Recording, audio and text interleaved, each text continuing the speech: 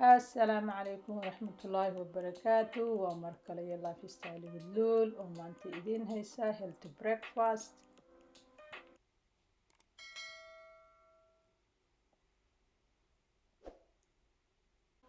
halkan waxaa iigu jira waa saliid aan ka isticmaalo olive oil oo 2 qaado ah, hal xabo oo basal oo weyn,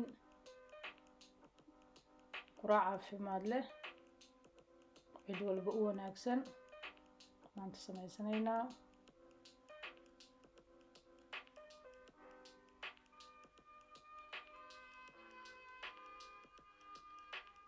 laba xabo oo yaanyo ah oo soo googoostay, wax yar oo barbarooni ah ila socdo.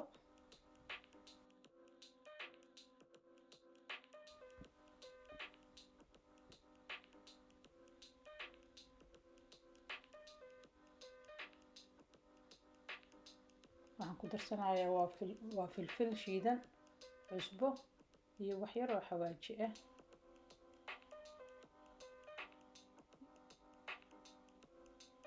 iyo wax yar oo hurud ah.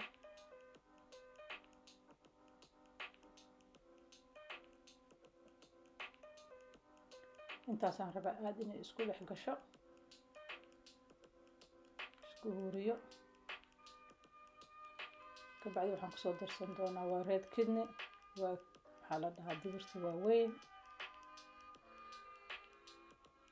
digirtan aad iyo aad ay nafaqo iyo borotiin aad u badan ay leedahay, lama soo qiyaasi karo caafimaadkeeda iyo borotiinkeeda. intaana wax yar isku hoosadeynaa insha allah. kabacdina waxaan kusoo darsan doonaa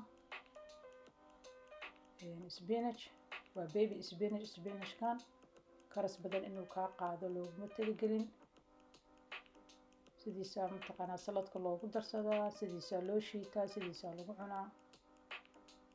kanaa wax yar ku hurinaynaa insha allah. warkaas saasuu noogu soo baxay.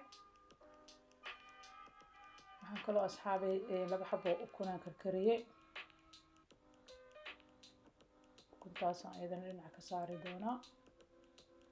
maasha allah waa quraacaan waqti badan ka qaadanaynin, maxaa la dhahaa borotiina leh, vitamins leh, aad iyo aadna mataqaanaa u wanaagsan.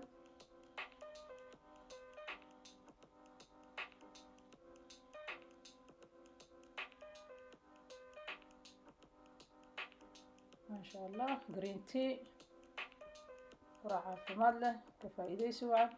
haddaa ka heshay lifestyle with like, share, comment, subscribe waa xaggeena. asalaamu calaykum.